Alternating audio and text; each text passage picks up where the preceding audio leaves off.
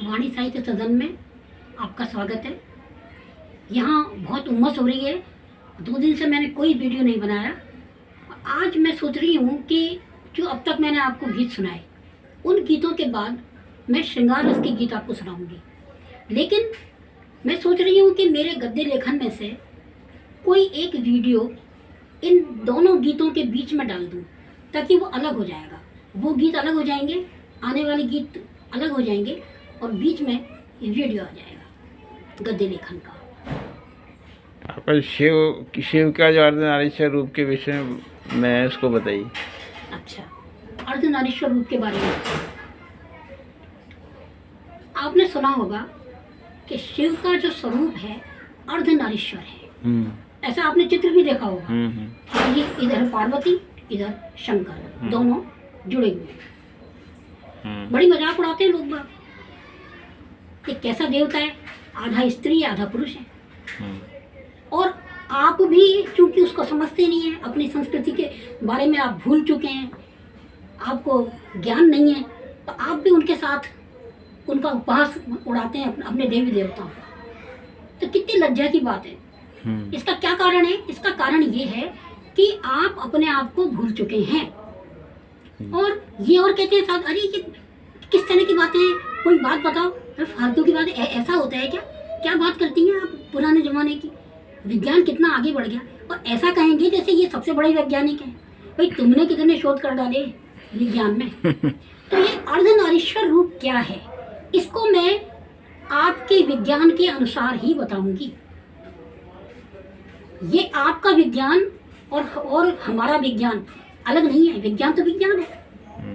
भाई किसी भी सवाल को, किसी प्रश्न को आप अंकगणित से हल करें या बीजगणित से हल करें, एक ही उत्तर क्यों आता है?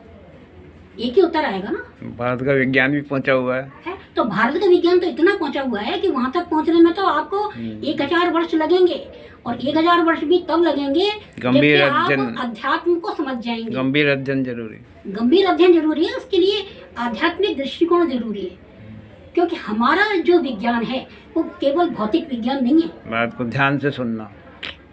तो मैं ये लेकिन आपको तो मैं आपका उत्तर जो है ना इस बात का, वो आपके विज्ञान से ही दूंगी, क्योंकि आपको प्रमाण चाहिए। आप तो कहेंगे भाई ऐसे थोड़ी होता है, आप हमारी साइंस के अनुसार बताओ। तो ठीक है, सुनो। तो आपका विज्ञान तो वही है, फिजिक्स, केमिस्ट्री, बायोलॉजी, यही है ना। तो बायोलॉजी के अनुसार मुझसे ज़्यादा आप जानते हैं, इस बारे में ज़्यादा जानते हैं सब लोग।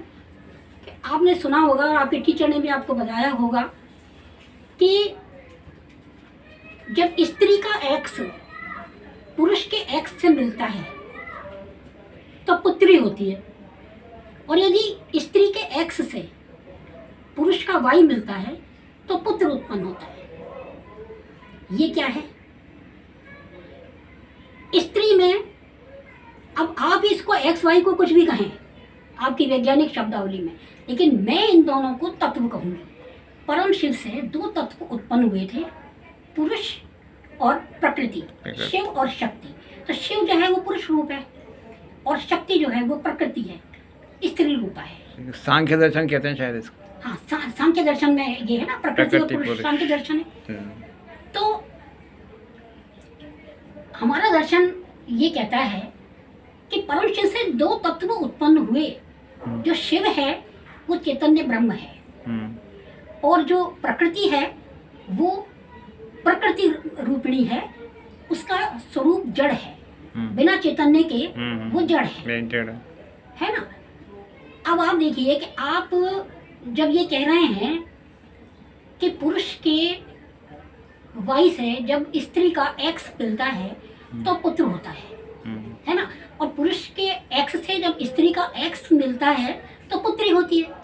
तो इसका मतलब ये हुआ कि पुरुष में दोनों गुण हैं। वो स्त्री भी उत्पन्न कर सकता है, पुरुष भी उत्पन्न कर सकता है। जबकि स्त्री को भगवान ने केवल एक्स दिया है, वो पुत्री ही उत्पन्न कर सकती है। पुत्र उत्पन्न करना जो है वो पुरुष का दायित्व, तो मैं इसको क्या कहूँ, दायित्व नहीं है। हाँ, इसका श्रेय पुरुष को जाता है क्योंकि वाई जो है ना वो पुरुष के पास है। तो आप जो कह रहे हैं कि शिव अर्धनारीश्वर हैं, अरे मैं कह रही हूँ कि प्रत्येक पुरुष अर्धनारीश्वर है, क्योंकि उसमें एक्स और वाई हैं, जबकि स्त्री में तो खाली एक्स है।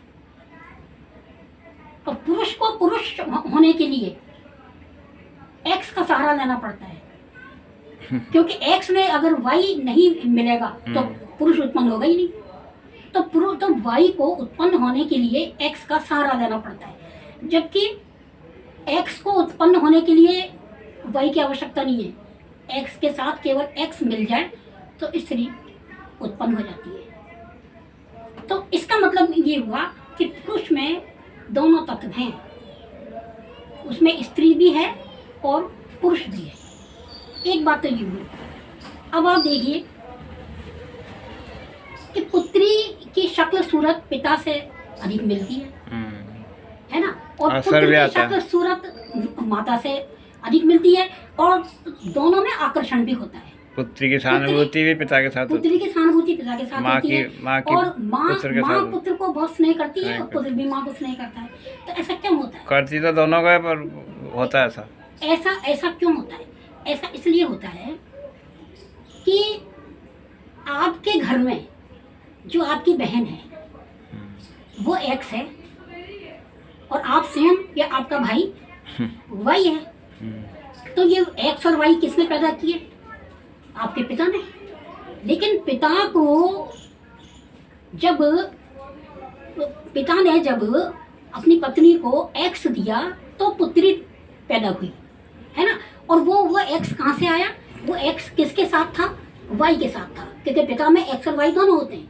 वो एक्स जो आया है वाई से बिछुड़ के आया है, इसलिए वो प्रत्येक पुरुष में वाई को ढूंढती है। तो पहला पुरुष तो उसे पिता दिखाई देता है, उसका पिता से स्नेह होता है, बहन को भाई से स्नेह अधिक होता है ना। और उधर पुत्री जो है पिता से स्नेह करती है, और पुत्र जो है माता से स्नेह करता है, क्योंकि पुत्र वाई है। तो वो वाई कहाँ से आया? एक्स से बिछुड़ के आया है, क्योंकि पिता में एक्स वाई दोनों हैं, तो वो एक्स से बिछुड़ के आया है। इसलिए वो माता उससे अधिक प्रेम करती है पुत्र से, क्योंकि वो भी तो एक्स है, वो भी तो वाई से बिछुड़ के आई है कहीं ना कहीं। तो इसलिए स्त्री पुरुष एक दूसरे के प्रति आकर्षित होते हैं, ये कारण है। तो आप बताइए मुझे कि अर्धनारीश्वर रूप हुआ कि नहीं हुआ है? क्योंकि पुरुष जो है X plus Y is equal to Y. Y जो, अच्छा वाई अकेला नहीं है, अकेला तो हो ही नहीं सकता, एक्स के साथ वाई मिलेगा तो पुरुष होगा। इसलिए कह दिया कि पुरुष जो है नेगेटिविटी जरूरी है।